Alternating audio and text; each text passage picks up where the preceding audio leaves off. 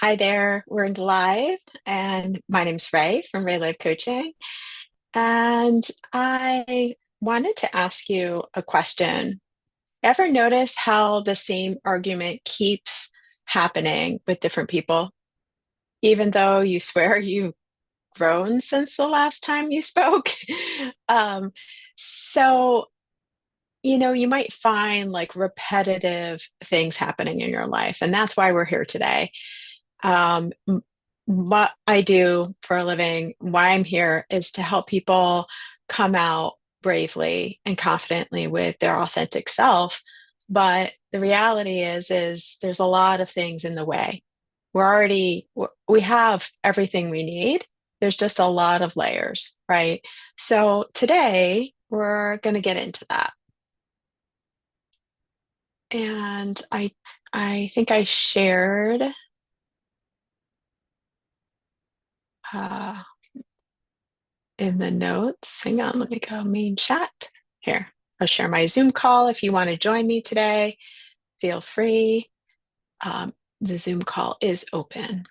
Okay, so welcome to the 10th day of the Confidence Coming Out course. And tonight we're going deeper.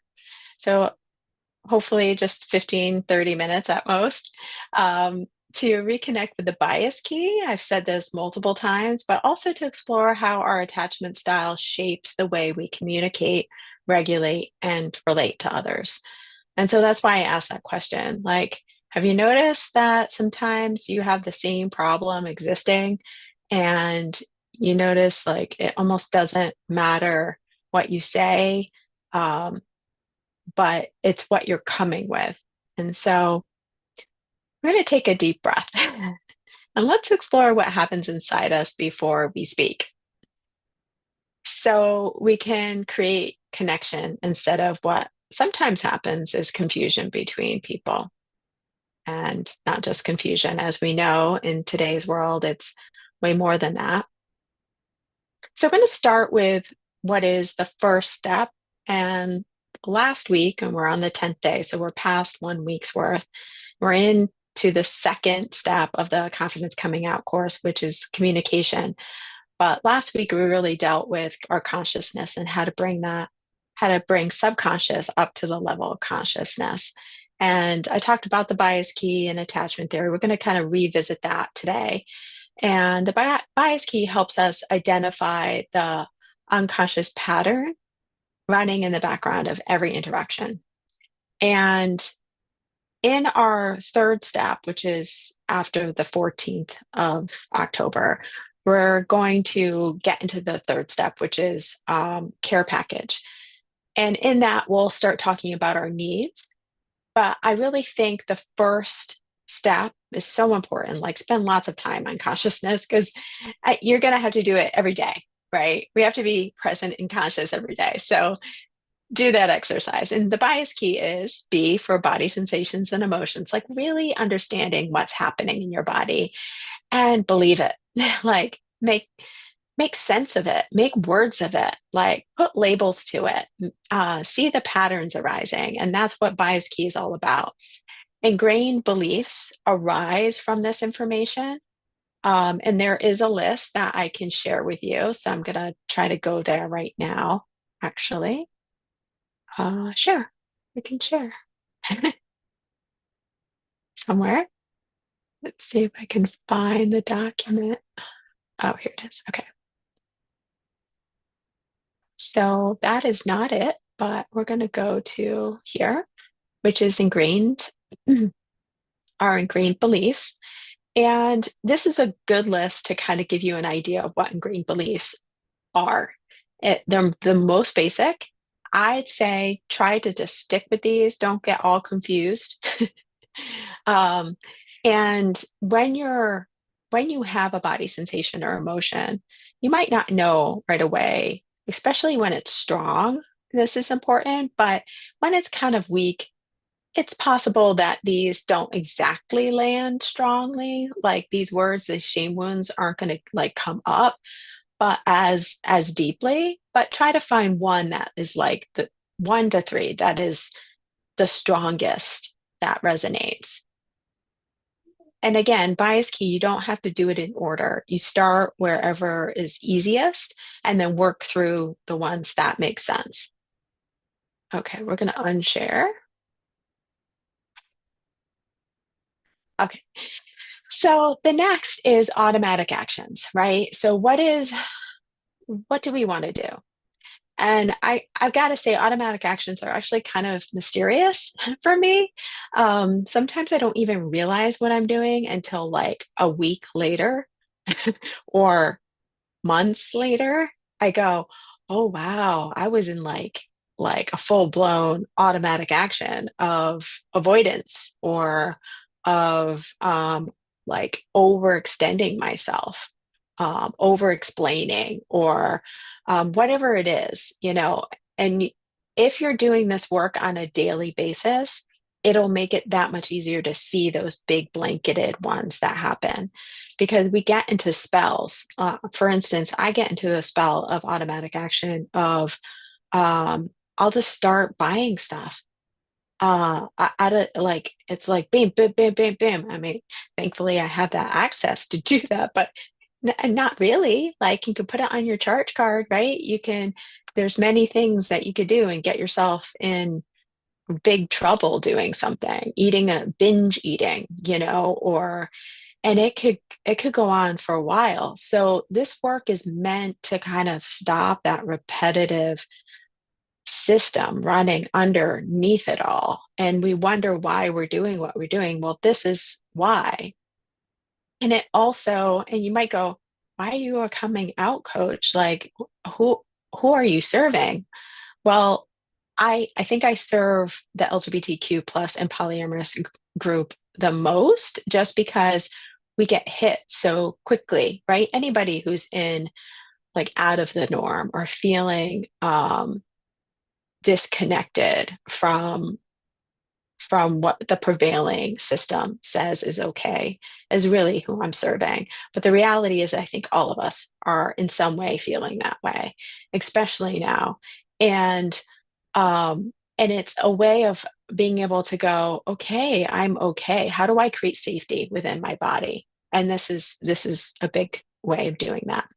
So your stories is what you tell others. What runs in your head, that actually also can be an automatic action. It could be addictive for you to start gossiping or speaking out loud badly, or so some of these can be almost like an automatic action in itself if it becomes like an addictive quality of action. Like now I go and do this. I feel shame about this. Now I do this other thing that also makes me feel shame about something else. Like there's layers, right?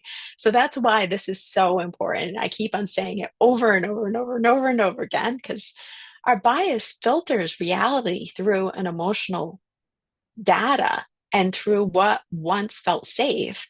It's not who we are, it's what we learned. And so being compassionate with it is so important and almost like playing with it. It's kind of funny. I mean, I hate to say it, but it's actually really hilarious looking at it from the outside. Like, I was like, oh, again, and sometimes that filter blocks the life we want, right? So that's really the point of this is like, how do we change that particular activating system, that filter that we put on our world that we think, oh, it's got to be this way.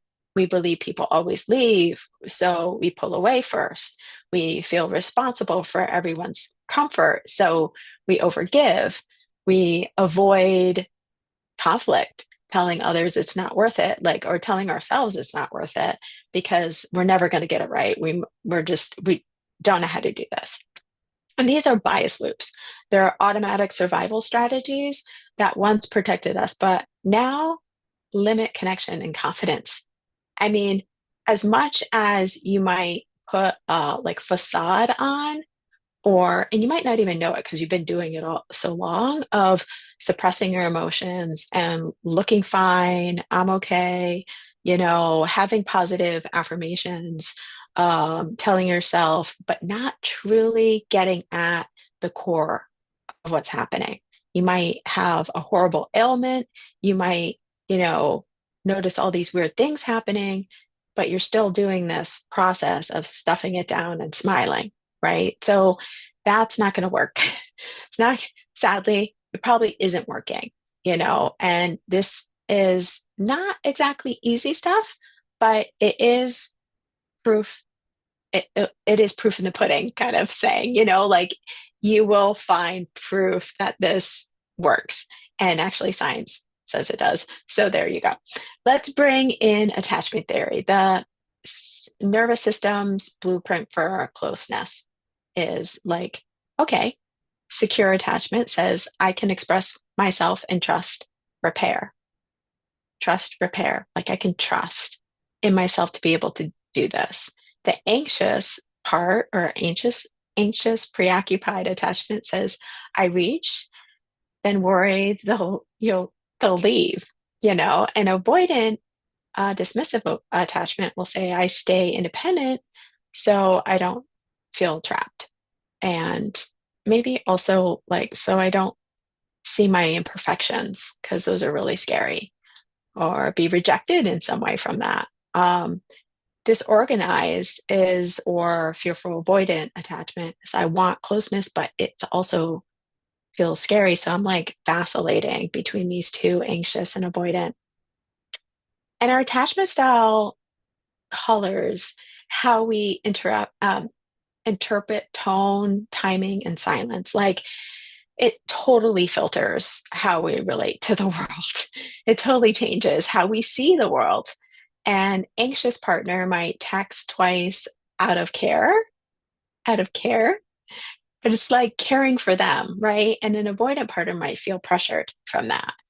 And a fearful avoidant, it really matters, like it matters where they are on the fearful avoidance because they're right in the middle.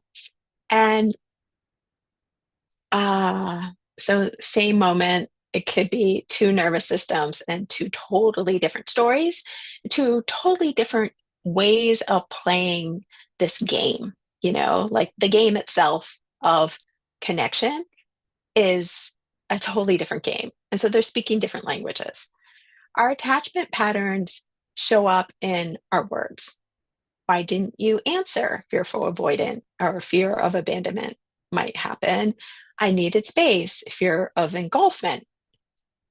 Shift to conscious communication and some things that we'll talk about more in the next videos and even further into the care package because I think communication there's so much you can talk about. Communication, there's so much you can talk about. That's kind of funny. But I noticed, okay, so this is an example, a shift of some communication. I noticed I haven't heard back since yesterday from you, and I'm feeling uneasy. I'm noticing you know, my my sense of connection is being lost and I actually need maybe a little bit more connection or consistency. Do you think we could talk soon, meaning in the next day or two? Are you available? And that might be like 15 minutes, like being really specific. Also, regulating your emotions. What happens is when our attachment style wound gets pinged, it also heightens our emotional state. And some of us don't even realize that's happening, right? So that's why the bias key is so important because if you're not connecting to the bias key, like if you're not reminded to go to the bias key um, from the body part, the B part of the bias, then go from somewhere else. Okay. So if you notice yourself starting to eat a lot or distract yourself a lot with shows like on repeat, that most likely is an automatic action. If you are, and we'll get into this on the attachment style list, but if you're, yeah, if you're going into work, like, and taking hours upon hours into work and noticing like you're not balancing the rest of your life out, then that might be a coping mechanism, an automatic action. And start using that as a key into like a segue into the bias key, like being like, oh, maybe something's going on here that I'm not allowing myself to tap into. And when you do that, now you're owning sensation, emotions, and needs, and you're not like blaming and you're not chasing. You're not doing something that could actually create a conflict or a push and pull in the relationship. And just clarity, having clarity and compassion for yourself, knowing what you actually need is probably the hardest part. You probably notice some change in light. My screen turned black and I hate when it does that. But okay, so yeah. So in the words of Marcia, I will get her last name wrong, Baczynski, she's the co-owner of Cuddle Party. Consent is about making clear agreements and being able to say yes, no freely without pressure, guilt, or shame. And this means consent isn't only about sexual connection, right? I mean, we go there in our mind. It's really about agreements. It's also about emotional, conversational, and energetical connection. Like, how do we actually connect in a way that serves um, emotional connection and belonging and feeling connected to somebody? Before we share something vulnerable or offer comfort, we can check in. So here's some ways of doing this before maybe even saying that thing about wanting a call, and this is is now a good time to talk? Are you available for 15 minutes today? I want to, would you, and maybe in return, the person could say, would you like, I hear that you want to talk today. Would you like comfort or just listening? And how would that look for you? Like being really specific. Or, hey, I'm looking to, talk about my day for like 5 minutes, and I just want you to uh, just acknowledge that you're to me. If we're seeing each other by nodding or go, yeah. Mhm. Or I want silence. Or at the end, I want you to repeat back what you think I said today, to be really clear about your needs. And this goes into care package because all of these kind of connect to each other. Um, Being able to communicate means you actually have to know something about yourself. And being able to communicate also not only means that you have to know something about yourself, but you're open to the fact that others may be totally different and playing on a different ball field.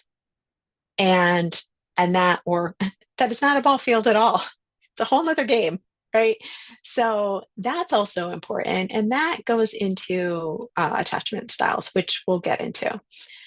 So practicing this creates a nervous system handshake that says, I respect your autonomy as much as my own. And um, so being specific, holding like space for yourself as to what you need, but also requesting or offering, right? Would you like is an offer, and requesting is now a good time for me. I would like to speak. Can you make some time for me? That's a request, right? Um, and so that's a little bit of language of knowing like, when is it for you? When is it when you actually need it? Because a lot of the times we go, would you like a hug? When it's like, I really would love to hug you. Would you like to share in that hug?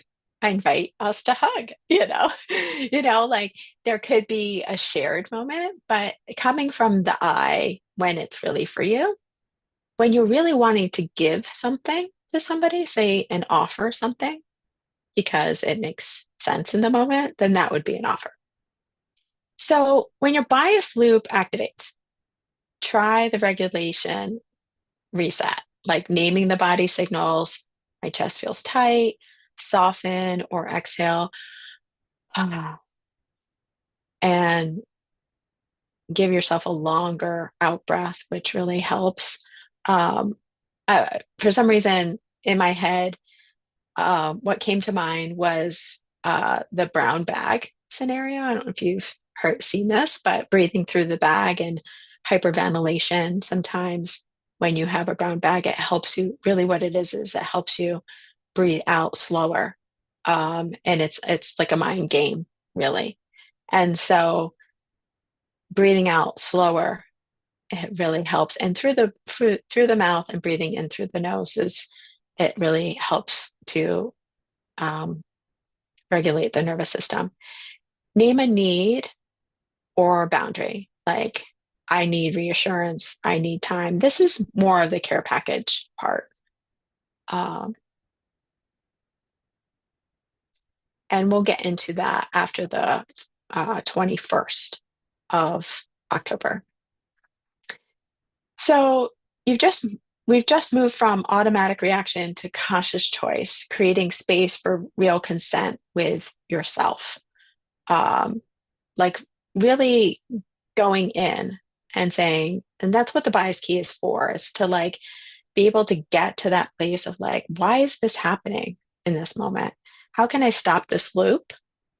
What is my ingrained belief around here? Because if I'm having a really drastic emotion, drastic pain, um, like a really kind of continuous automatic action and coping mechanism, usually it leads back to those things that I probably am not wanting to feel like they've been packed down so tight. I actually don't even know that I've been like, my nervous system's been out of whack for a long time. Um, so this might take some time for some of us, mattering upon what it is, in our life that brings up a lot of holding. Think of a recent moment of tension or misunderstanding and ask yourself, what sensation showed up first? What belief followed? What action came next? What story did I tell myself? And then ask, what would change if I paused and asked for consent, either to speak, to comfort, or to step back? And when I say consent, I'm talking about consent to yourself. Ask that question to yourself first. Um, and when you're doing this, do it only when you're alone first. I would say for 21 days, just give yourself the practice, and be kind to yourself when you're obviously dealing with others and it's a hard situation because you're going through a lot and you're changing and you're learning this new skill, and that takes time. So place one hand on your heart and one on your belly and take a deep breath in. So we're just gonna and whisper, my awareness is growing. My body remembers the truth before my mind does. I'm learning to listen. Here's what's coming next in the journey together. So I will be actually doing more after this about attachment styles a little bit today. So, but first, here's what's coming next in your journey together. Tomorrow, October 11th, we'll explore how your body reveals what you really believe by decoding the bias pattern again, and the body sensations, ingrained beliefs, and automatic action and stories that shape every reaction. A little deeper so that we can move forward even more with communication. Sunday, which is October 12th, we'll turn that awareness into language. We'll learn how to speak in ways that actually create understanding, emotional safety, and consent, even when things feel tense. So you'll have a little bit of practice, scripts to help you not only speak to yourself differently, but also speak to others in any request, any offer, and understanding where you're at. And we'll talk a little bit of the wheel of consent. And Monday, October 13th, we'll connect it all to the attachment styles so you can see how your nervous system communicates for you and how to shift from survival patterns to connection. This weekend is all about learning how to translate your body's truth into your words with clarity and compassion and confidence. So, first, before we leave, I want to show you a little snippet, well, parts of the attachment style uh, video and 1 hour workshop that I did. And it's on my YouTube playlist. Just go to youtube.com/@Ray Life Coaching, and you'll see it there. Just go under the confidence coming out course playlist and search for attachment style, and you'll find it. But I want to share with you if I can find it, here it is.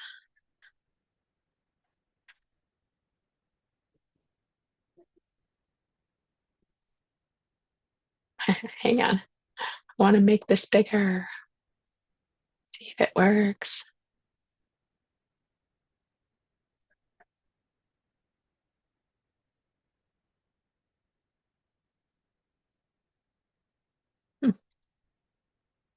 Taking my time. Okay, I want to share with you the attachment style. Oh, yes, here it is. So, the 4 attachment styles. And in this video, I go over the wounds and for each attachment style, like the primary wounds that show up. And this is why I say the bias key. If you do it enough, you almost don't have to take the test. You don't have to take the quiz because you'll notice that certain wounds show up and certain patterns, emotional patterns, words for emotions come up more often than others. Boundaries, how you deal with boundaries, and we'll talk about that in um, number 4 of the Confidence Coming Out course. And that'll be the 4th week of after October 1st. Yeah, boundaries, how you speak to yourself, the words you use, the coping mechanisms, which are really the automatic actions.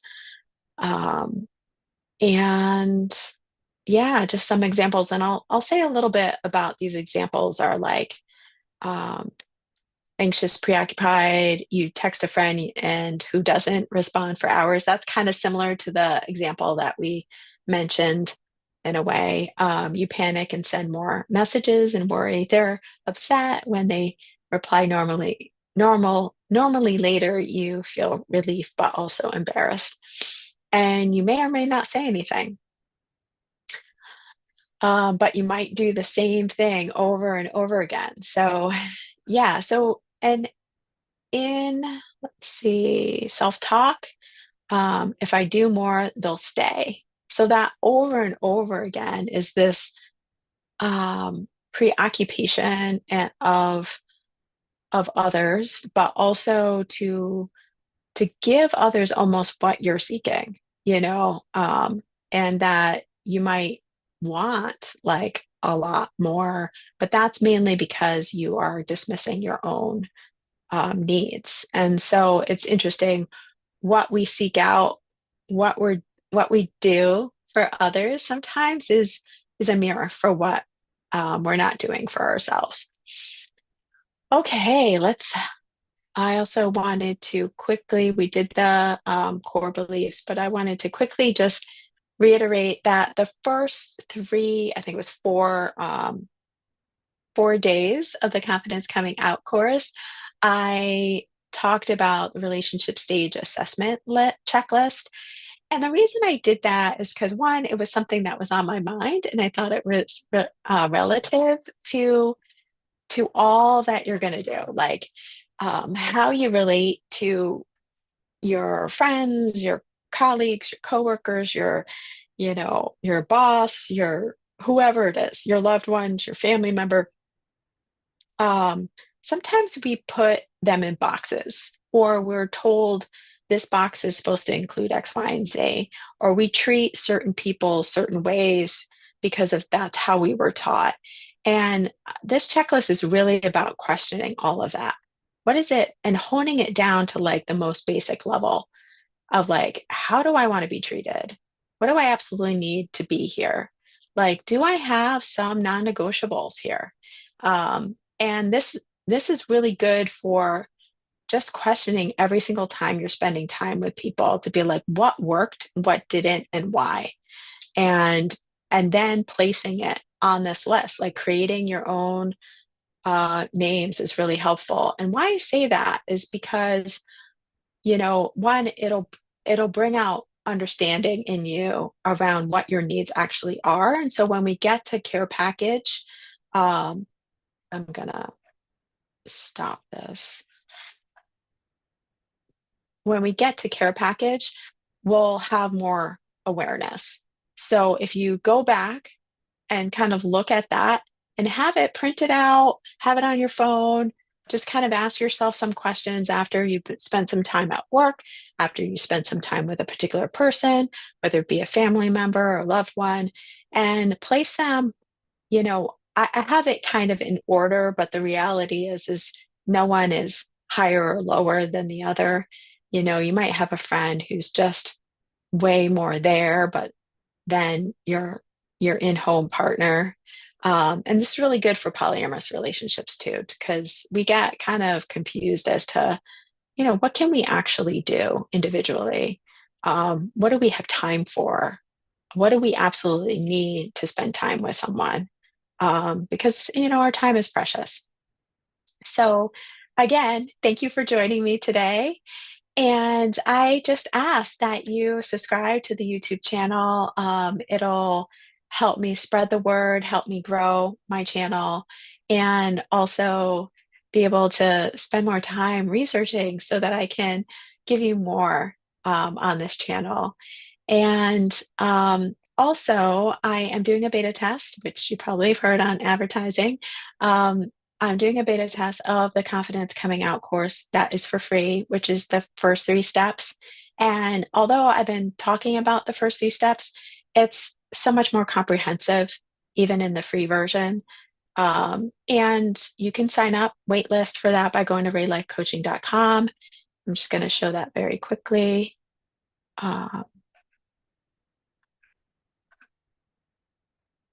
And by doing that, oh, that's okay. You would click on here, just sign up. And all you have to do is put your email and check here. You don't have to do anything else if you don't feel like it, and just press download.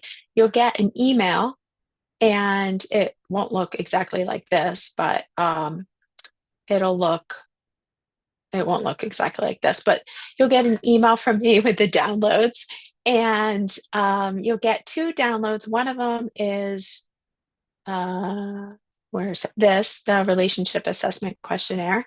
And the other one is the confidence toolkit, which was from 2023 or something like that, a few years ago.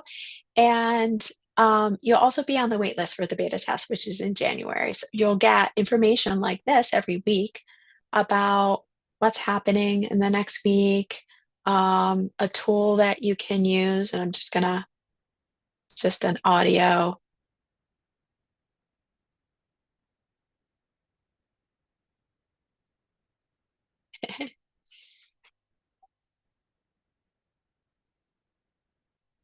And that's a reprogramming audio. So those are things that you get through signing up. Is just like every week you get something that you can use. And if it's, it's either for you or not for you, but it can help you just reprogram and start thinking of and seeing your world a lot differently. And your response, instead of reactivity, will change everything. So I am so happy that you're here and seeing us today. And I'll see you, gosh, I think it's 40 more days.